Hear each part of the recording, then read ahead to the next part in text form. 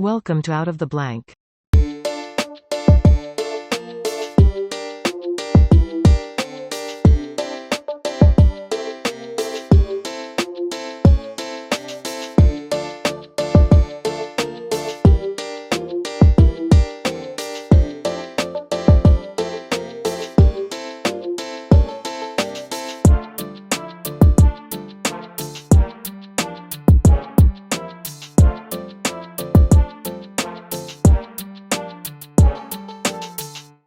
Welcome to another episode of Out of the Blank Podcast. Michael, it's a pleasure to have you on the show, man. Would you like to introduce yourself to everyone out there listening? Yeah, my name is Michael Rivero, and I'm a truth activist going back to 1994.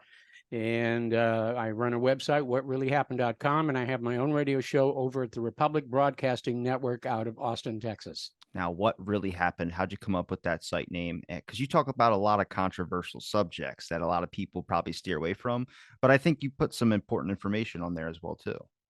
Well, the name actually came about originally. I was putting my political observations on a subpage at the website I ran for my business, which was animation and visual effects in movies. And then I had to sort of spin it off into its own page. It was originally called Rancho Ranamucca. And then at some point I said, well, we're just talking about what really happened. And that became the domain name.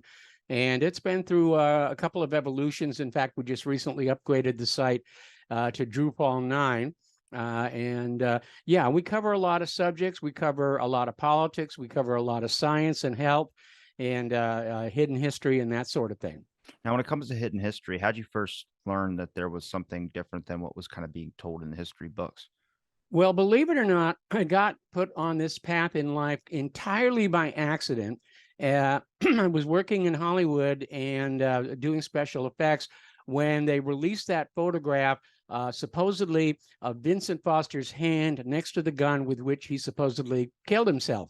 Now, my business was knowing what looks real and doesn't look real on film. And the instant I looked at this picture, I said, there are so many problems with it. There's no blood spatter. The gun should have flown much further away from his hand.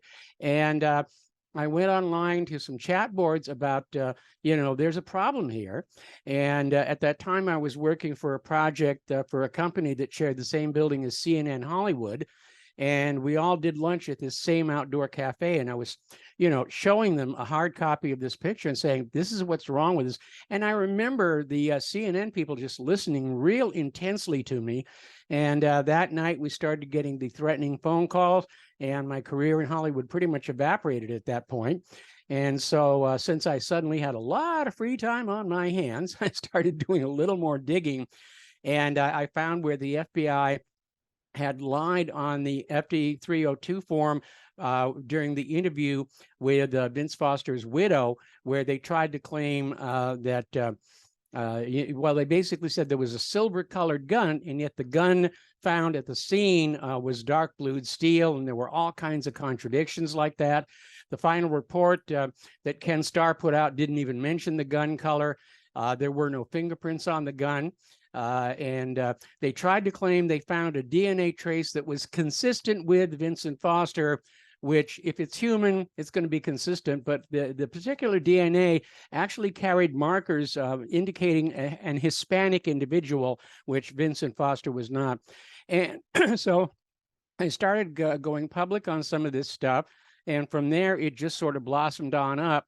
And like you, I'm a student rather of the JFK assassination because like most people my age, I remember vividly exactly where I was standing and what I was doing when news came down that Kennedy had been shot and killed. And it was just like, wow.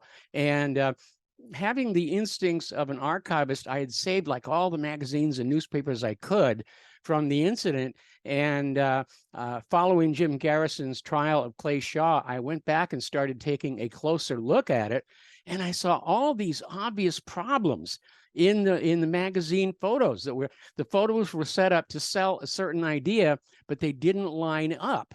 And so I created a JFK page, and then I went from there to TWA 800, the false premises for the wars in Afghanistan and Iraq. And, that brings us to the present day, where I'm trying very hard to bring some common sense to the discussion and say maybe World War III would not be a good idea. You think just asking questions wouldn't get you in trouble? I spent my whole life people saying it never hurts to ask a question. Then once I got out of school, I started asking questions, and then people were not liking, the I guess the ability to try and give me an answer. And that's what was difficult. It's like a lot of things I would think would be critical thinking. People would go, "Oh, that's conspiracy." I'm like, "Well, you can't just use that word like an umbrella term for every single thing. If I ask you, like, how come this says this and this says this?" That's not a dumb question, but then you just get labeled a conspiracy theorist, which makes us like, okay, so are we not supposed to look into it or talk about it? Well, believe it or not, the CIA actually invented the term conspiracy theorist to use against those who were critical of the Warren Report. They were pointing out all the witnesses that had died suddenly following the assassination. And so they said, oh, conspiracy theorist, bad thing. And they just started using that as a broad paintbrush against anybody who was like questioning human caused global warming, the safety and efficacy of the COVID vaccines, and so forth and so on. But they've overused it. At this point, people hear conspiracy theory, and it's not the bad thing it used to be. Well, maybe there's something there, because so many of these conspiracy theories have now become conspiracy fact. Now, when it comes to the JFK assassination and the document that you were just mentioning is 1095 360, it's a very important document. It's even scarier when you look at the bottom of it. It says destroy when no longer needed. You're like, well, how many documents have been out there like this and we just don't have because it says destroy when no longer needed on, and they no longer needed stuff. But what is when it comes to the JFK assassination, where do you particularly focus, or what couple pointers that you started to notice that just didn't make sense? Well, the first and foremost situation is if it was a cut and dried case that Lee Oswald shot the president from the book depository, why are they still hiding files about it to this very day? And people can say, oh, conspiracy theory, but no, that's the reality. They can see in the news where the Biden administration is trying to push back and saying, well, there's still stuff that we can't release. And you need to remember that the House Select Committee on Assassinations concluded that there had been multiple shooters in Dealey Plaza. Hence, by definition, there was a conspiracy. Even with the House Select Committee on Assassinations, if you look at the Warren Commission and the House Select Committee, the Warren Commission is supposed to be to investigate the president's death, but it was Oswald did, and we're going to show you how. Now, the House Select Committee had a little bit more hope to it, but even when I had Blakey on here to explain it, he talked about the CIA was not being transparent with him, and you can see that through the document requests. There were denying access, denying access. There was a secret meeting, or not even a secret meeting, an off the books meeting about we need to talk to Blakey because this could contain things of JM Wave. And then that I don't have, he doesn't even remember what happened at that little dinner that they had, that little discussion. But what you see in some of these documents, and I asked him about this because he went after MKUltra related material. And I go, you were asking for this and they were denying you. But then the CIA or whoever broke into your guy's safe and took a bunch of autopsy photographs out of their packaging and touched them. They had DNA fingerprints on it. That guy got fired. But then right after that, he's requesting for documents and they're giving it to him. I'm like, okay, so now they know, you got him by the balls basically. So now you can get some good stuff. But then there was a hard stop when he starts going into the MK Ultra stuff where I go, okay, so they weren't giving you full transparency. But also, he told me when he went into that investigation, the guy told him, try and maintain the reputations of these people when they were alive. And I go, well, if you cover up scandal dirt, if you cover up anything that could be, it just might be useless to somebody, but I feel like you have to include it to be 100% thorough. You're not going to include that, or you're just going to feel like I'm going to stop right here and go in a different direction. Well, there was a lot of that going on. And, even the House Select Committee was leaning towards saying Lee Oswald acted alone, but they kind of got trapped by the Dallas police dictabel, which carried a recording of the events in Dealey Plaza and established an absolute timeline for the gunshots. And not only was it impossible to fire that many shots that quickly, there was certainly more than 3 gunshots.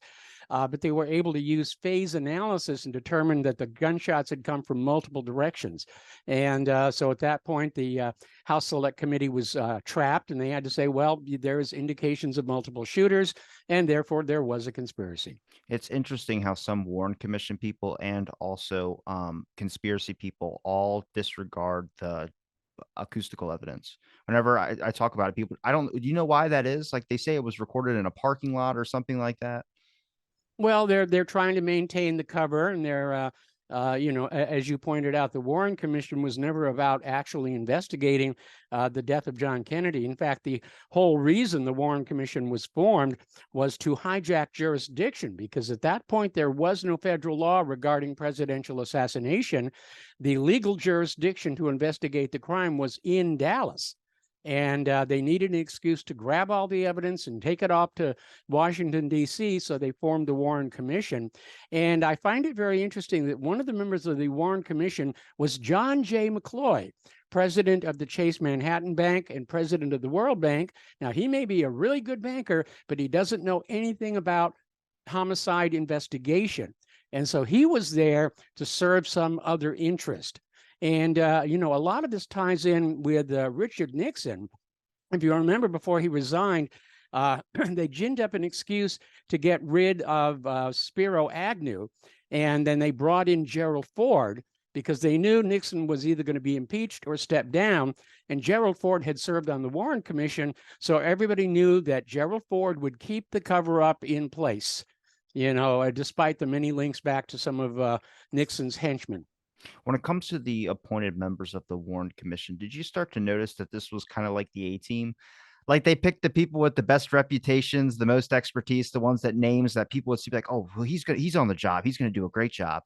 But none of them were like even really there for any of the meetings or any of the interviews. I think it was Alan. I don't know if it was Alan Dulles or who it was that sat in on the most, but I think that was even like 6% of the number of whatever the evidence that was getting, I guess, distributed. Yeah, and why was Alan Dulles even on the Warren Commission? Kennedy had fired him following the Bay of Pigs. And so it's like, Dulles was not going to be objective or impartial in the investigation. It's just the idea of a blue ribbon committee. It to me is just like, this is perfect if you're going to try and publicize this. And if you look at them, they did a lot of publicity stuff when it came to the Warren Commission. But then you have the dissenters or the people that were saying, I saw something different. They weren't given time by the Warren Commission. And then here's the interesting thing. How much do you think about the involvement of Dallas police in all this? I mean, Well, there Oswald. was definitely some involvement because do you remember the name Ray Vaughn? He was the Dallas police officer who was accused of letting Jack Ruby into the basement to gun down Lee Oswald. And shortly after that, he got promoted to chief of police of Midlothian, Texas. Now, when you have somebody who's done something that bad, you generally don't promote them unless they were doing it on behalf of somebody else. And yeah, a lot of the people who were in key positions in Dallas, they got promoted after this whole thing went down. Yeah, it's interesting. The Secret Service, nobody got fired. It's like your one job was to protect the And president. they'd been out drinking the night before, which is, a violation of Secret Service protective detail rules. And people say that like JFK ordered him off the car. That's not what happened. If you watch the video, the guy even turns around and looks at the car behind him and sticks his I've hand up seen like, that what? video. Yeah. So I mean, it's very the Kennedy assassination to me. Once you really kind of start diving into it, you realize that it's more than just like it wasn't Oswald that did it. There's just a lot of stuff going on. But when it comes to the documents that they might be hiding, do you think that there was something in there, maybe something top secret when it came to like we know about the assassination attempts with Castro, or do you think it's more like their involvement in the cover up? Because I know a lot of people go like the government did it, and I was with that for a while too. I'm still kind of in that boat.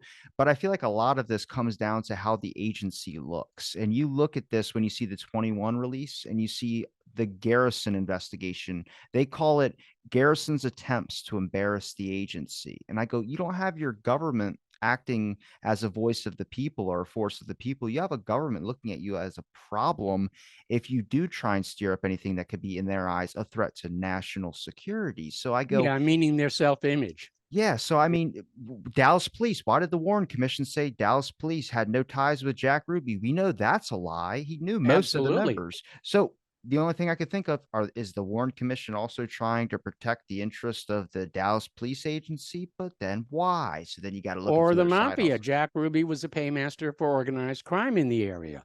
And yeah, it was, Oliver Stone really did hit a lot of the important points in his movie JFK. The one that he should have gone into was that there was more than just one player involved, that there was more than one agency.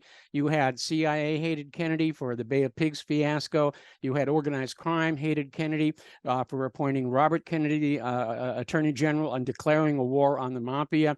Again, as I mentioned before, Israel resented Kennedy for trying to prevent them from getting nuclear weapons, and it just went on and on. You had the Pentagon was opposed to Kennedy because he wanted to end the war in Vietnam. And so there were a lot of different players, and I think this was a true conspiracy in the sense that, you know, there's a lot of different players in on this same situation. We know that there were multiple shoot teams at Dealey Plaza, not just from behind the picket fence. There was a shooter in the Daltex building, and there was another shooter within the school book depository, but lower down from where Oswald had been told to wait. So, yeah, this was a pretty significant operation. Now, if you were going to do an investigation into the president or just a couple flaws, obviously you can point out when it came to the Warren Commission, what would some of those be? Well, the first thing I'd want to do is find out what the heck happened to John F. Kennedy's brain. It had been in the National Archives. And that would really tell us, you know, if there was, in fact, this major headshot, which everybody denied. And, you know, I'd like to find out that information. I mean, that magic bullet theory, I can't even believe how many people actually fell for that one. And, you know, Connolly went to his grave insisting that he'd been hit by a separate shot from the one that hit Kennedy. And I remember, I'm trying to remember the name of the Attorney General under Clinton. When Connolly died, she one day said, well, maybe we should have his leg autopsied and get the fragments of the bullet out of there. And then the next day, no, we're not going to do that. We're not going to do that. Because if the fragments, you know, if you look at that commission exhibit, the so-called magic bullet, there's no mass missing from it. And if there were a lot of bullet fragments in Connolly's thigh, that would blow the whole magic bullet theory. Well, to me, what's interesting is Arlen Specter in that whole situation. You have this young guy like out of law school, basically, and he creates this whole thing, and that was his whole, I guess, rise to stardom, his rise to fame. I think Tom O'Neill in his book Chaos, when he was talking about the Manson murders, he saw the connection because if you look at Jack Ruby, this is where I tend to focus. Everyone's got a specific area, but the Jack Ruby connection thing.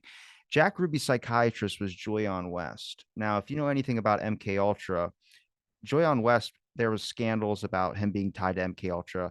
He lied till basically he died. Then it came out after his death with Tom O'Neill's book about the Manson murders. Not only was he the psychiatrist for Jack Ruby before he went crazy, he was the one that administered a flu shot. Jack Ruby said they gave me cancer. He was also a therapist for Charles Manson. He was a therapist for Timothy McVeigh, the Oklahoma City bomber. He was the psychiatrist for Donald DeFreeze and the Patty Hearst kidnapping. He's the one that dosed an elephant on LSD, like cooked it to death. That's him. There's a popular video of him. You can see that. Now his name is attached to every single, and I looked him up. If you look up what he does on Wikipedia, says that he's a CIA. He was hired by the CIA to use his hypnosis and brainwashing skills and LSD to brainwash Korean War victims. And well, I went to the CIA website. Show me the files on Joyanne West. Nothing's there. But where I did find him was stamped at the bottom right of every single one of Jack Ruby's psychiatric records. So you start getting into this land of like, okay, does this tie into the MK Ultra stuff? Why was Blakey requesting for documents about MK Ultra if this was involved? Then you got the other guy, the main one, Sidney Gottlieb. Where do you find his name in the JFK documents? On the assassination attempts of Castro. He's tied there with Lumumba, and he's tied there with Fidel Castro. And then there's like 12 other members that are listed there as well, too. So you start going, okay, how deep does this all go? Well, you know, we've heard a lot about MK Ultra, and it was derived from the Nazi program MK, which was for mind control. And when the CIA took it over, they added the Ultra to make it hip. And they've arguably had some successes, which they'd like to keep secret. They've had a couple of failures that they'd like to keep secret. I don't know if you ever heard this story where for 9 years, MK Ultra kept a bordello in San Francisco. And they would bring, you know, John's back. Oh, Operation Midnight Climax. Which combination of LSD and kinky sex would get them to open up about whatever. And finally, the new leadership came into the CIA and they said, "We're spending money on this," and they shut it down.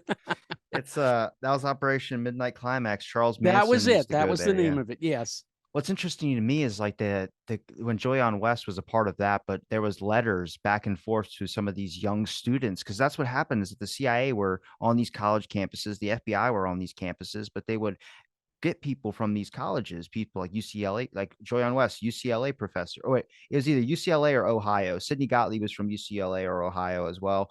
And but they would get these students and be like, "Hey, we're going to get you to dress up as hippies and lure these people." And you're just like, "What is going on?" It makes you question so much. And then when that gets labeled a conspiracy, it's like, I don't know how else to try and prove that. We have documents now, but even then, that's like transcripts because they ended up destroying most of the MKUltra documents. Yeah, but I mean, that whole thing about, dosing college kids with LSD to see what was going to happen with them, that kicked off the LSD craze, kind of Frankenstein-like monster that arose out of that. But yeah, it's crazy stuff out there.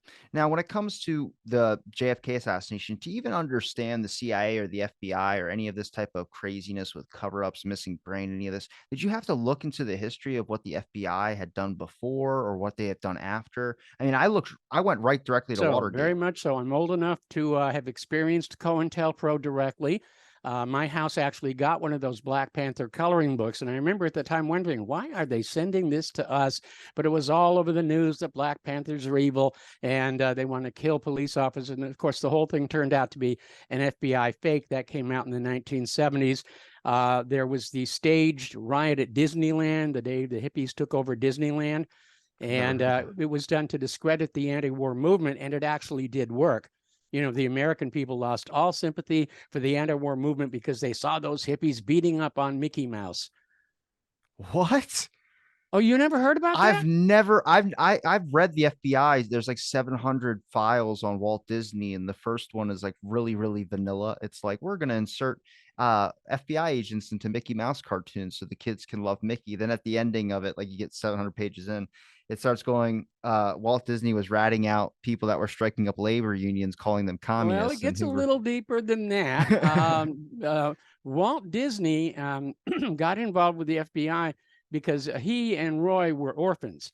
And he asked J. Edgar Hoover for help in trying to locate their birth parents. And once he did that, he was sort of on Hoover's hook. And very early in Walt Disney's career, he was partnered with another animator named Walter Lantz, and they had a cartoon out called Oswald the Rabbit. And then their partnership broke up. There was a big legal fight, and Walter Lantz wound up with Oswald the Rabbit. Walt Disney then went on to create Mortimer Mouse, who was renamed Mickey Mouse. Walter Lantz went on to create Woody Woodpecker. And when this whole House Committee on Un-American Activities cranked on up, Hoover called to Walt Disney and said, "We need your help. Find out the communists who are operating inside Hollywood." And the very first communist that Walt Disney named was Walter Lantz. Oh my God. Payback is terrible. And it was, I mean, the government kind of screwed over Disney kind of royally because once, Disney had done that to Walter Lantz, he was blackmailable. And the Disney studio cranked out all kinds of propaganda films for World War II. And when World War II was over, the government stiffed him on the bill.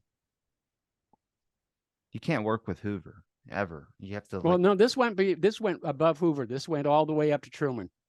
okay, so that was the Truman's involvement then. Well, somebody working for Truman said, "We're not going to bother paying this cartoon. We've got other bills we need to pay first." Did you look at like I had to look at the FBI's involvement into Hollywood and kind of like this rooting out for communists and things of that sort. But I've also spoken to people that talk about the DOD and the CIA, a guy who just did a film called Theaters of War that looks at how they're still influencing scripts today. And I start going, so who is involved more in what? I see the FBI more against like with all the COINTEL stuff, but then I see the CIA doing things with drugs against populations. It's not just happening overseas, it's happening here as well. No, and the CIA is not supposed to operate inside the U.S. borders, but they do it anyway. As far as the FBI in Hollywood, Yeah, they're looking for communists, although that's kind of passe in this day and age. But what the FBI does actively do is, look after the FBI's image in films and TV. Now, you're probably not old enough to remember it, but there was this film came out called The FBI Story. It starred Jimmy Stewart, and it was a well-received film and everything. What most people don't know is that J. Edgar Hoover was actually on the soundstage telling the director how to direct Jimmy Stewart to present the best possible positive image for the FBI. And Hoover actually appears once in the film, but only from the backside. I knew they had rules like, the FBI could shoot as many times as they want, but the bad guys, if they shot, they had to miss. Like, it had to be this sense of, like, when the FBI comes on screen, they don't ever take any damage, there's nothing bad that ever happens to them, and it wasn't just that either, he investigated actors to make sure that the people that would be playing him had no scandals, no drug addiction problems, none of that, which, I mean, that makes a little bit more sense, but it's like, does this person immediately become groomed to be an FBI actor in every single film? And then you have to start checking every single film with the FBI and see if this dude's name pops up. Well, the FBI has informants in all the studios, just like they do pretty much everywhere else in our country, all the universities and so forth. And yeah, they'll look at what's going on. In fact, what's interesting, getting on back to Oliver Stone's JFK, the media started criticizing the movie before it ever came out. And it turned out that an FBI undercover person at the studio stole a preliminary draft of the screenplay and leaked it to the FBI, who then went to the media assets and said, "Oh, you got to shut this down. They're saying terrible things."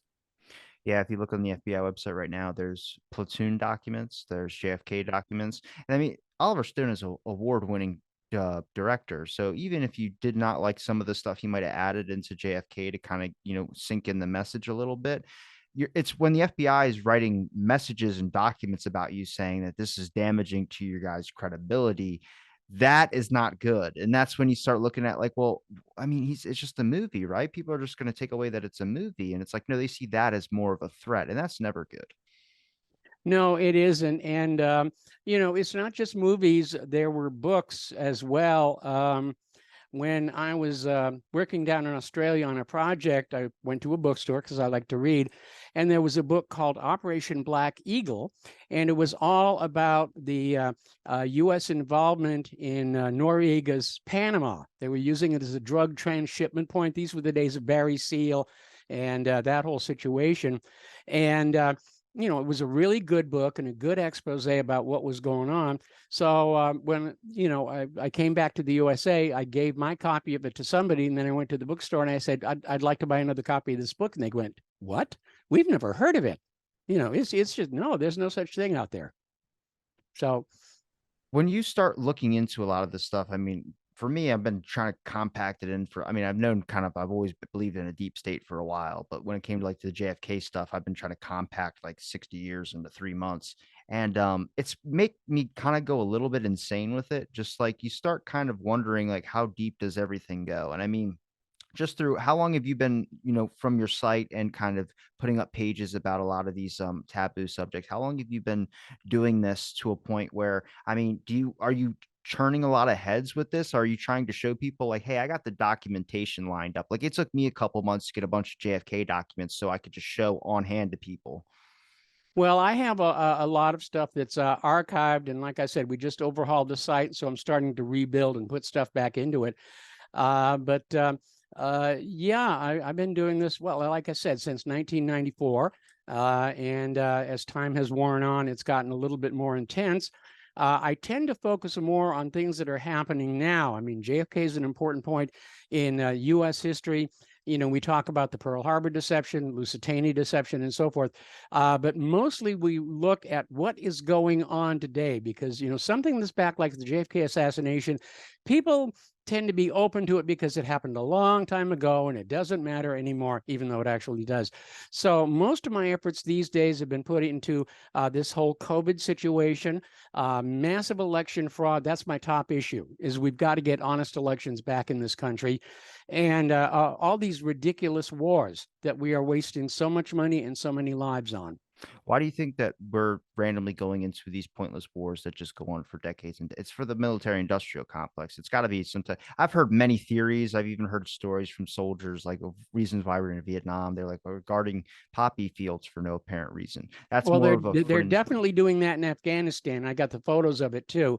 Yeah, it certainly benefits the military industrial complex, but wars are being fought for economic reasons. The war in Ukraine actually goes back to 2014 and the U.S.-backed coup d'état that took out Yanukovych, because Yanukovych was sort of leaning toward joining with the Russian Republic. And the U.S. and the West and NATO have been trying to encircle Russia for decades now. And so they put in Poroshenko, the chocolate maker, followed by the comedian Zelensky. And the whole idea is Russia is pushing back because there's, when Germany was reunited, when they put it all back into one Germany, NATO made a promise to Russia that they would not expand any more to the east, and then proceeded to break that promise time and time and time again. So from Russia's point of view, they're seeing NATO trying to get into a position where they can put missiles able to reach Moscow in a very, very, very short period of time. This is actually tragically a replay of the circumstances that led to the Cuban Missile Crisis, where the U.S. was putting Jupiter nuclear-tipped missiles in Turkey, and that prompted Khrushchev to send nuclear missiles to Cuba, both because of balancing the threat from Turkey, and also because Cuba was worried there was going to be a second attempted invasion like the Bay of Pigs. And so we're as close now to a nuclear confrontation as we were back then. When we have the media reporting on things like this, did you find it weird that we had the media like basically just dismissing Ukraine months before there was even this Russia involvement at all? They were just talking trash on Ukraine. But then immediately when Russia gets involved, it immediately flips the script and it starts being our heart goes out to Ukraine. And it seems to be a bunch of people changing their profile pictures. And I just start going, I mean, did people forget that fast? There's no way, but it's kind of like this flip flop, like there's a two-face kind of on screen compared to what's actually going on behind the works.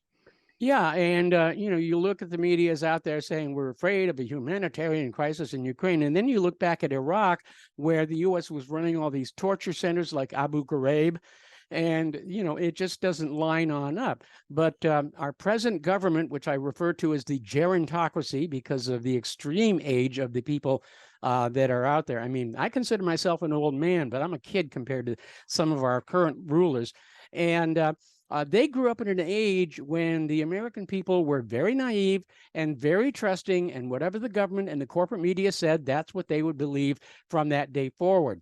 That environment really does not exist anymore. Recent polls are showing that Americans are very disaffected with the corporate media. Their readership, viewership numbers are going down. The readership and viewership of the independent media is going on up. The last poll I saw had 57% of Americans are concerned that fraud is affecting the outcome of our elections. Hasn't there always been election fraud though? Oh yeah, it goes even Kennedy. He cheated Nixon out of it, and so that's another reason why the organized crime were angry with him, because they helped him do it. Then he turns around and stabs him in the back with Robert Kennedy. But yeah, there's been election fraud. People can look up the Battle of Athens, Tennessee, as one very notable historical point. There was a wonderful book that came on out by the Collier brothers called Vote Scam, about election fraud during the Clinton years. And yeah, people are always trying to steal elections. But you know something? That doesn't make it all right. It doesn't make it acceptable. The fact that they got away with it, in the past does not convince me to let them get away with it today. Yeah, the main point of that is the fact that they deny that there was election fraud. And it was like, well, there's always been voter fraud in the past. And you're saying that there's not any on this one. Why is this one an exception? You could just say it was like a small amount, but they were like, there's none at all. None at all. It's 100% real. You don't have to look into this at all. And I think it was even is not Alex Epstein, it might be Robert Epstein, the guy who was on Joe Rogan talking about Google and the power that Facebook had as well too, to influence. All they had to do was when they run an ad or something, somebody runs an ad, there's these I guess decided voters, And Facebook can target up to like, I think it's like a couple million people with that can influence, let's say if you just said Hillary Clinton, it could influence Hillary Clinton voters because they would just show them nothing but Hillary Clinton ads and a bunch of things like that, and never show the other side. And then I think it's Mark Zuckerberg when he was on Joe Rogan's podcast. It's very boring, but when you get like an hour and a half in, one thing he does say, he says, the FBI reached out to me and said that there's some Russian disinformation going around the internet. And I want you to make sure that whenever this pops up, you ban it. Okay. It's not real. And it was the Hunter laptop, Biden's son's laptop. And everyone heard that, like, what? And people go, why is he just saying it now? And I go, did you not notice a couple months before when he was up in court from some Facebook whistleblower that came out of nowhere that was trying to expose him? And he was like, what the hell is going on? And he seemed like a kid that, or deer that was caught in headlights. He thought that the FBI was going to get him out or somebody was going to clear all this up. It went away, but he got blasted on the internet. And then I guess he just waited till he got on Joe Rogan and guess abused his power to a 4 million, whatever, listening audience. Yeah, now we've got the New York Times admitting that the Hunter Biden laptop was real all along. And you couldn't talk about it. You couldn't even send a link about it. People called you a conspiracy theorist if it does. And that's the dangers of what happens when you manipulate the public's consciousness at such a level. For years, it's been manipulating through media and so many aspects of things. And now people don't know what to believe. And when something does come out and it is real, it can just be labeled a conspiracy because nobody knows what to believe in anymore. Well, that's actually a good thing, because if people are distrusting of everything put in front of them, right or wrong, it's going to be a lot harder to sway them. And, there are many people in our country who don't want to think the government is capable of evil. Their comfort zone is the government is good, and I'm just going to stick with that. These people will never look at the evidence, and you shouldn't waste your time with such people. But what I have found more and more is that people are open to looking at what's going on. They're very concerned, especially parents. Parents right now are very concerned about the world their children are going to grow up in. And I think people really are waking up. And we're looking at what's happening in China and Brazil over the in the case of China, it's the COVID lockdown. In Brazil, it's election fraud. And I think this push to build a global government may have created a political climate leading to global revolution. But we should have learned from our mistakes when we had one man like J. Edgar Hoover that was trying to be the world police, in a sense, going over to Latin America and going over and just invading a bunch of areas he was not inclined to. We saw what all that power does to one person. I wouldn't, I mean, it could infect a whole group of people like our government. I mean, do you believe in the Hoover blackmail stuff? I've heard that. I've seen the photo of him in a Oh, dress. yes. Oh, yes. And, his so-called private files. I mean, we know that Hoover blackmailed John F. Kennedy at one point over one of Kennedy's liaisons, as it were. And that's why Hoover got to be FBI director for life, as he had, all the blackmail information on all the top politicians, and anybody who stood up against him got destroyed. When it comes to the issues or all the weird stuff that goes on between basically every single president, Kennedy, Johnson, Clinton, all this. I mean, did you look into just how weird that kind of fraternity type style, or that they always have something about them that is just out of the ordinary, way more to a point where you're like, whoa. And it is gets labeled as conspiracy.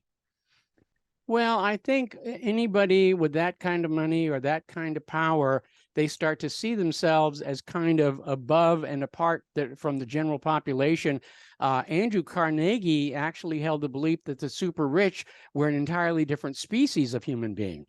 And, you get to that attitude, and, you start thinking, well, the rules don't apply to me anymore, or I get a thrill out of being able to break the rules with impunity.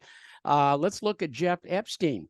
And, he's supposedly gone on to his maker. Personally, I think he's playing canasta with Ken Lay down in the Cayman Islands. But But you what's think he's still really alive? interesting, it's possible that story about hanging himself, and I the thought the cameras were government killed him. broken and everything. It doesn't feel right. But the point I'm making is, even after what Epstein was doing became publicly known, celebrities like Oprah Winfrey, they wanted to be with him and they all palled around with him. It's like the upper level of our society is okay with pedophilia. and the rest of us lower down, we understand it's something kind of icky. I would have said, because usually whenever something's going on, I say try and look through history to find a prior event that might be kind of similar. And the only thing I could think of with child pedophilia besides like Bohemian Grove stuff is like the Franklin scandal. And Nick Yes, Bryant has done great work on that, but people go, oh, because Wikipedia says it's a hoax. So yeah, it's like, oh, it's just this scandal that came out back in the day. It's not real. And it's like, well, it is real. There was a lot of that going on, but you also have the media that's captured. If you talk about Operation Mockingbird, of course they're yes. not going to start digging into the CIA like that. CIA has so many, dirt on everybody. Well, part of Operation Mockingbird is that all the top executives at all of the main media are working for CIA. There was an interesting story that happened again back during the Clinton years where Sally Denton and Roger Morris did a story. This was after Barry Seal got killed. And they had managed to acquire all the files and information he was carrying around in the trunk of his car. And they wrote a very well documented story about Clinton, the crimes of Mina, Clinton, Bush, so forth and so on. And they took it to their editor at the Washington Post. Now, the managing editor at the time was Bob Kaiser. And Bob Kaiser, like George Bush, is a fraternity or an alumni of Skull and Bones. And even though Washington Post lawyers had fact-checked the story and said, this is solid, he spiked the story anyway, wouldn't even meet with the reporters. He sent his secretary out to tell him to go away. Ultimately, though, Bob Guccione at Penthouse published the story. And of course, the media was, well, how can you trust anything in that magazine with all the naked ladies in it and everything? But at least it did get out there.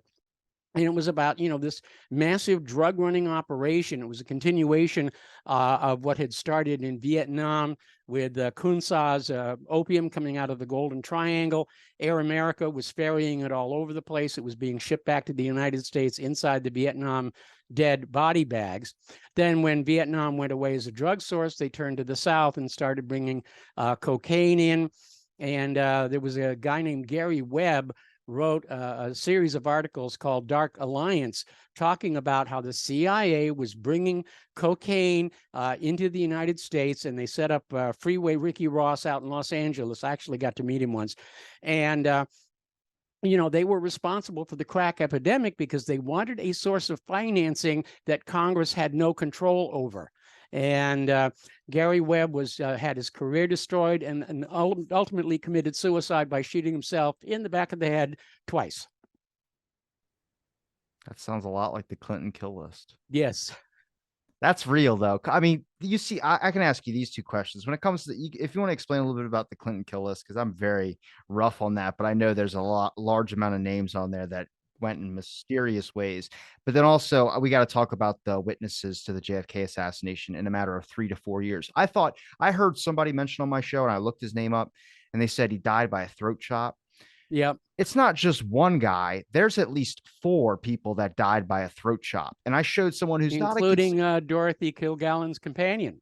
so I didn't show. I have like there's a my manager at work. She's not into any of that conspiracy stuff.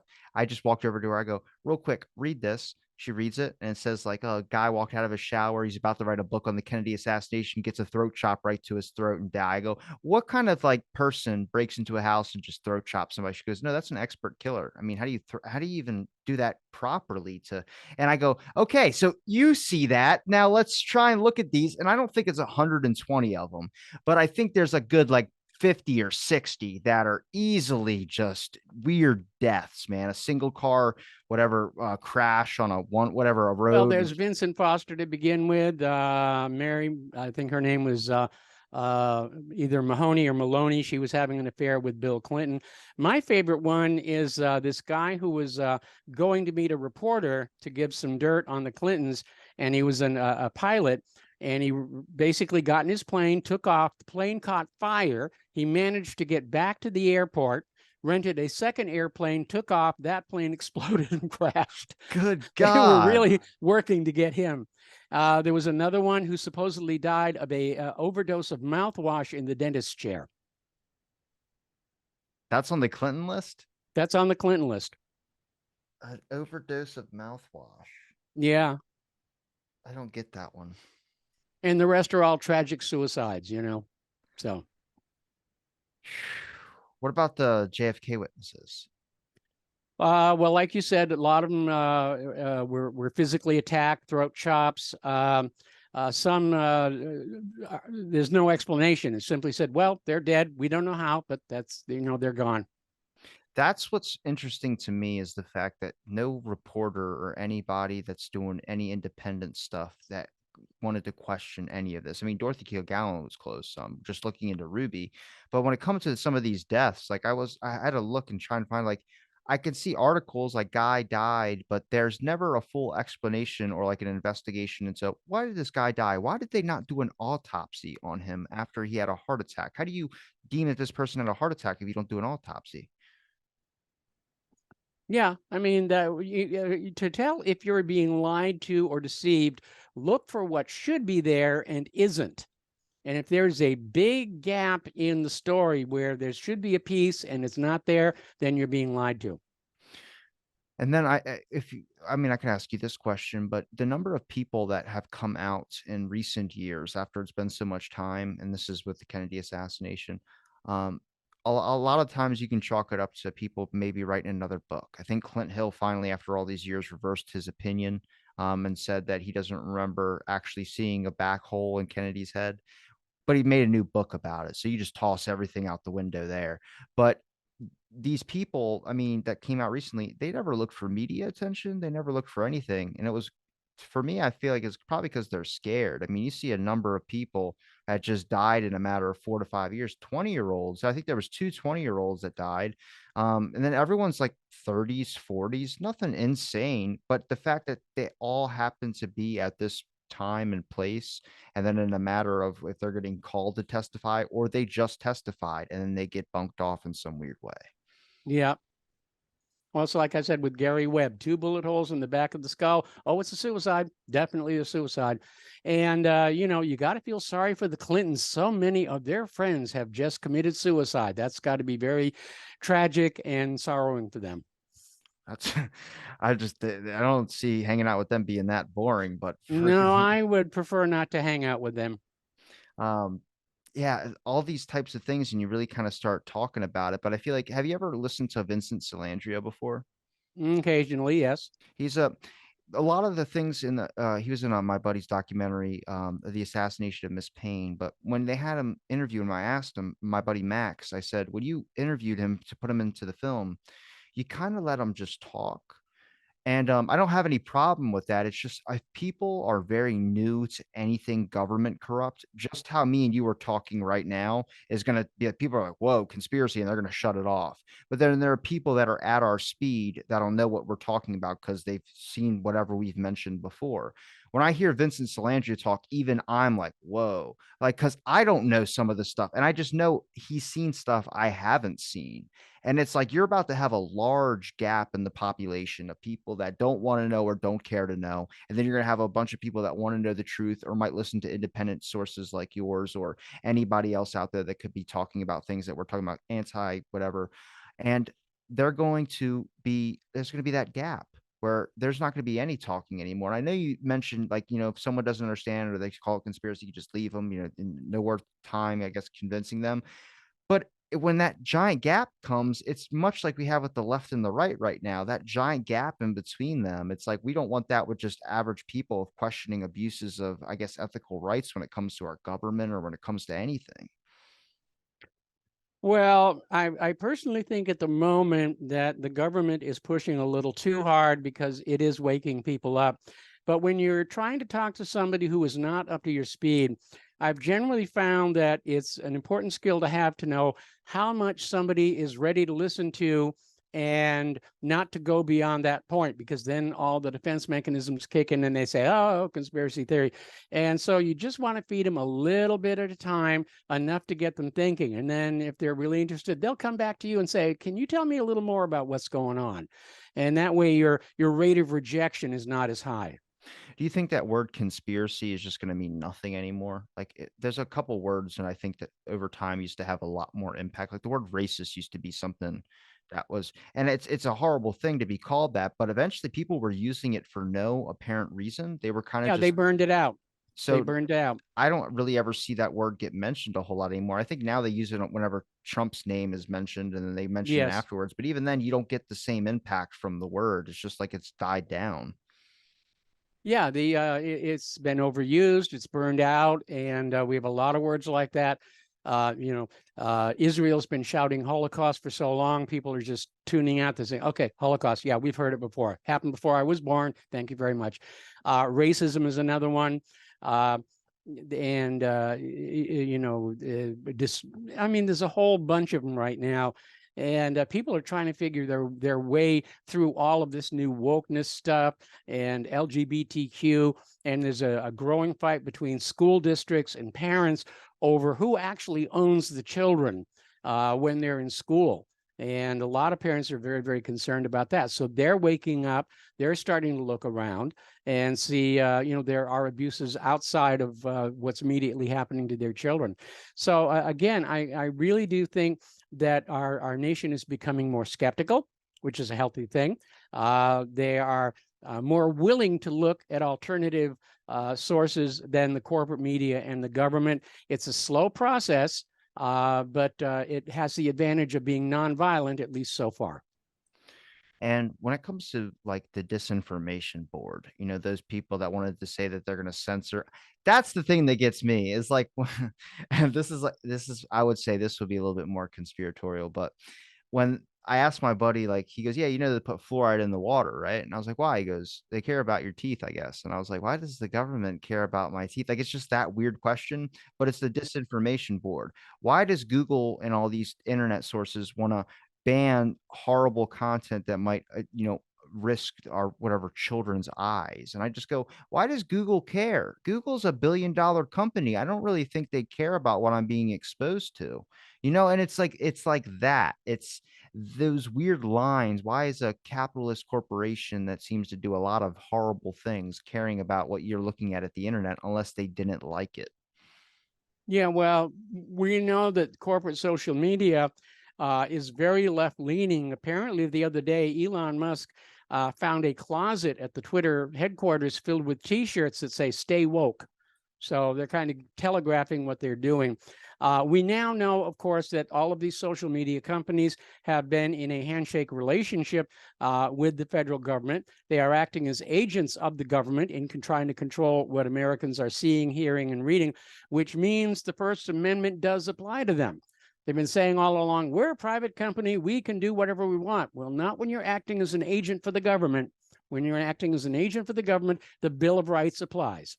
Do you think that independent, I guess, media, podcasts, TV, people that are starting their own networks or things of that sort, do you think that's going to be the mainstream soon, or do you think it's eventually just going to be something that's going to start being banned? I mean, we still Well, run off a lot of I these platforms. unfortunately tend to think the latter, on the day when independent media is considered the mainstream, the government will find some excuse to try and shut it down.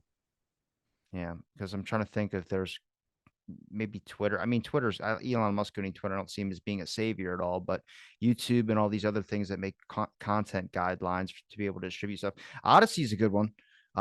Rumble's a good one as well too. But even then, you still gotta go through some different hoops or deal with something. I'm always having an account issue on Rumble or something like that, where the mainstream is YouTube. The mainstream is, I mean, Spotify's getting there. And it's kind of like you have the two. I mean, we're lucky with Spotify so far that the guy's like from Sweden or something. He doesn't care what gets put up on there. Because that's where some of the COVID stuff can go. It's like, well, how are we supposed to learn about these discussions and bring up obvious points that our people and government should be also addressing as well? Well, it's a bit of a race. It's a bit of a fight. We had the established social media. Then people became aware that it was being controlled and censored, and all of a sudden we started seeing the new alternative media coming on up, and the government's trying to control that, and there will be a newer social media. So it's going to be kind of a technological race. And I think the giant globe-spanning social media networks are going to fade away in favor of small, localized social media platforms that are going to be dealing more with immediate issues of community, your state, and so forth and so on. But time will solve that mystery, and all we can do is the best that we can do, until somebody makes us stop. The real question is we got to ask who paid the person who paid the piper. That's the Yes. real one. Who gave that guy the money? But Michael, seriously, man, it's been a pleasure chatting with you. I know we covered a very wide, vast array of topics, but is there a place where people can find your links? Yeah, my website is whatreallyhappened.com. And I do a talk radio show on the Republic Broadcasting Network from 3 p.m. to 5 p.m. Central US time, Monday through Friday. And have you ever thought about making a film before? I've made a few small films, short films. I came out of a filmmaking background. So, yeah, I may do that at some point in the future. I see Netflix is getting a little bit easier with putting up some of the more, I guess, controversial stuff when it comes to some of the conspiracy. And they just put that new one up with Graham Hancock on Netflix. That one's getting a lot of people mad because everyone's like, it's rewriting history. It doesn't make sense. It's all a lie. But I see Netflix, reaching out for more of those where I start wondering, I wonder if these streaming services are going to be the next platform that's going to actually start having like JFK stuff on it and a bunch of other things that just go against the official narrative. Well, I would like to see that happen. And right now, the streaming industry is not doing as well as they would like uh, because of the economy, but I think they'll survive somehow. Yeah. Well, I'm going to link all your links in the link, Michael. It's been a pleasure chatting with you, and thanks for listening to this episode.